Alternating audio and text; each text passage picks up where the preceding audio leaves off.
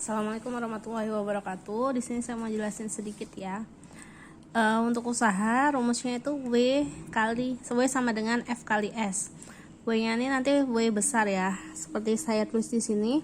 W yang ada ekornya ini W kecil. Ini untuk berat benda. Sedangkan W ini adalah W besar. Ini untuk usaha. Ya, jadi dibedakan. Jadi W besar sama dengan F kali S. Usaha sama dengan gaya kali perpindahan. Jadi usaha satuannya itu joule, gaya satuannya newton, S perpindahan satuannya meter. Jadi kalau satuannya masih cm diubah jadi meter dulu. Lalu laju suatu benda dalam melakukan suatu usaha disebut daya. Rumusnya daya P sama dengan W per T. Jadi daya sama dengan usaha per waktu. Daya itu satuannya watt, usaha tetap joule, waktu itu second. Jadi contohnya gini, perhatikan gambar perpindahan berikut. Jadi ketahui F-nya di sini 200, gayanya 200 Newton. Jarak antara ini sama ini kenapa titik-titik? Nanti benda ini akan berpindah sampai sini dia. Perpindahannya sejauh 50 cm. Lalu yang ditanya usahanya berapa? Jadi gaya sama dengan 200 Newton. Jaraknya 50 cm dijadikan meter dulu. Jadi 50 per 100. Ini salah ya. 50 dibagi 100 sama dengan 0,5 meter. Jadi W sama dengan F kali S sama dengan 200 kali 0,5 sama dengan 100 Joule. Ini kalau mau cari perubahannya, jadi dibikin segitiga aja. Ini. Di sini W, di sini F, di sini S. Jadi nyari W sama dengan F kali S. Lalu nyari S, S-nya ditutup sama dengan W per F. Kalau nyari F, F-nya ditutup sama dengan W per S. Ini juga kayak gitu ya.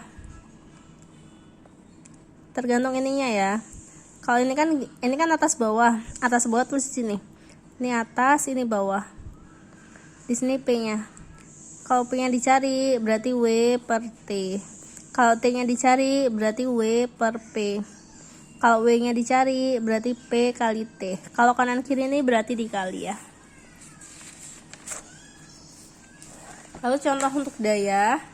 Sebuah kipas melakukan usaha 3600 Joule selama 1 menit. Jadi ini W-nya 3600 Joule, ini T-nya 1 menit. W tetap 3600 Joule, T-nya 1 menit. 1 menit sama dengan 60 detik. Jadi P sama dengan W per T. 3600 per 60 sama dengan 60 watt. 60 W. Ya, W ini watt ya, bukan usaha. Jadi ini satuan.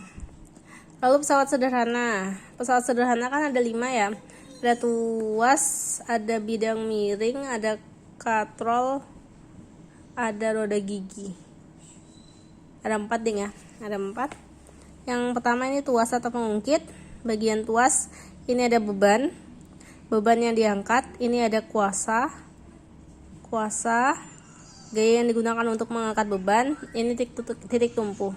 Jadi kalau saya gambarkan ini ada 3 simbolnya, ada lingkaran, ada panah, ada segitiga. Kalau tuas jenis pertama, dia titik tumpu berada di antara beban dan kuasa. Ini. Meskipun dia berada di antara titik tumpunya berada di antara beban dan kuasa, kalian kalau misalnya gambar gunting itu harus benar yang mana letak bebannya, yang mana letak kuasanya. Jadi nggak boleh kebolak-balik ya. Sama kayak timbangan sama tang, itu harus benar mana kuasanya. Kuasa itu untuk kalau misalnya gunting kan bentuknya gini ya, kayak gini misalnya. Ini bagian besinya, terus ini bagian pegangannya. Pegangannya ini sudah pasti ini kuasanya, sedangkan ini sudah pasti bebannya. Ya, titik tumpunya di tengah sini. Jadi jangan sampai di sini kuasa, di sini beban, salah. Kalau tuas jenis kedua, beban berada di antara titik tumpu dan kuasa. Contohnya, alat kemarin banyak yang salah pembuka tutup botol ya. Jadi pembuka tutup botol ini kan botolnya, misalnya botol ini kepala botolnya. Nah di sini kan ada tutup botolnya. Nah pembuka tutup botolnya itu tuh di sini. Alat untuk tumpunya tuh di sini dia. Jadi dia tumpuannya di sini. Nah gini dia cara kerjanya. Jadi dia menumpu di sini. Di sini kuasa. Di sini kuasa. Bebannya tuh di tengah. Di sini W. Di sini titik tumpu. Gitu. Makanya titik tumpu, makanya beban berada di antara titik tumpu dan kuasa. Jadi bebannya di tengah. Bukan bebannya di sini. Bukan di sini bebannya. Ya. Lalu tuas jenis ketiga, kuasa berada di antara beban dan titik tumpu. Gampang ya, ini penjepit roti misalnya. Tahu kan penjepit roti yang gini? Yang biasa digunakan untuk gorengan. Nah, kalian kalau megang penjepit roti nggak mungkin megangnya di sini kan? Pasti megangnya di sini. Makanya di sini letak kuasanya. Di sini letak kuasa. Di sini letak titik tumpunya. Sedangkan bebannya ada di sini. Gitu ya. Itu bedanya tuas jenis 1, 2, 3. Lalu lanjut ke bidang miring. Bidang miring ini salah satu pesawat sederhana yang memanfaatkan sudut kemiringan dalam melakukan usaha. Jadi misalnya mau belum deng, salah ya. Jangan bidang miring dulu. Rumusnya dulu, rumus tuas. Rumus tuas itu W kali LB sama dengan F kali LK. Nah, ini kalau misalnya ini kan ada 4 kan ya. W-nya itu berat benda, LB lengan beban, F gaya kuasa, LK lengan kuasa. Nah, kalau yang dicari F, jadi kalian tutup dulu F-nya. F ini kan pasangannya sama LK. Kalau nyari F, berarti W kali LB per pasangannya pindah ke sini. Jadi per LK gitu ya. Lalu kalau nyari W misalnya, W ini kan pasangannya LB. Berarti kalau nyari W sama dengan F kali LK per LB-nya turun ke sini per LB gitu. Terus kalau nyari F atau nyari LK dulu deh. LK itu sama dengan W kali LB per F-nya pindah di sini F. Gitu caranya. Ya, gampang kan? Cari KM-nya sama dengan W per F sama dengan LK per LB. KM ini keuntungan mekanik ya. Jadi yang dikatakan LB itu dari beban ke titik tumpu. Jarak antara beban dan titik tumpu itu namanya LB. Kalau LK itu jarak antara kuasa dengan titik tumpu itu namanya LK. Jadi kayak gini. Jadi ini ada batu. Batu ini kan bebannya kan. Jadi jarak antara batu sama titik tumpu ini namanya LB. Jadi ini lengan beban. Lalu jarak antara titik tumpu dengan kuasa ini adalah LK. Jadi W-nya 2000 Newton, LB 20 cm, LK-nya 100 cm. LB sama LK karena dia masih bentuk senti dijadiin meter dulu. Dibagi 100, bukan bagi 1000 ya. Dibagi 100, 20 bagi 100 0,2 meter, 100 bagi 100 1 meter. Nih nyari F kayak tadi ya. Nyari F ini ditutup W kali LB per LK. F sama dengan W kali LB per LK. Ingat aja, kalau W pasangannya LB, kalau F pasangannya LK. Kalau salah satu dicari, temennya itu menjadi pernya di sini, menjadi penyebutnya. Udah, jadi kayak gini, langsung dimasukin angkanya, langsung dapat jawabannya.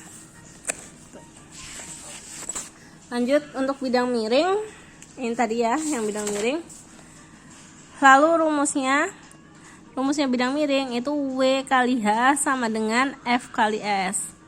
W beban, berat beban, H tinggi bidang miring, F itu gaya kuasa, S itu panjang bidang miring. Nah, kalau nyari KM bisa pakai rumus ini kalau diketahui F sama S-nya, atau rumus ini kalau diketahui W sama H-nya. Terserah, pilih salah satunya kalau nyari KM. Kalau misalnya nyari H, cari H, KM-nya ditutup dulu ya, nggak usah dipakai. Jadi kita gak kasih garis aja dari sini. Misalnya nyari H, H sama dengan karena ditutup F kali S per W gitu ya. Kalau nyari W sama dengan F kali S per H. Cari F sama dengan W kali H per S. Nyari S sama dengan W kali H per F gitu ya. Contohnya kayak gini, ini ada bidang miring.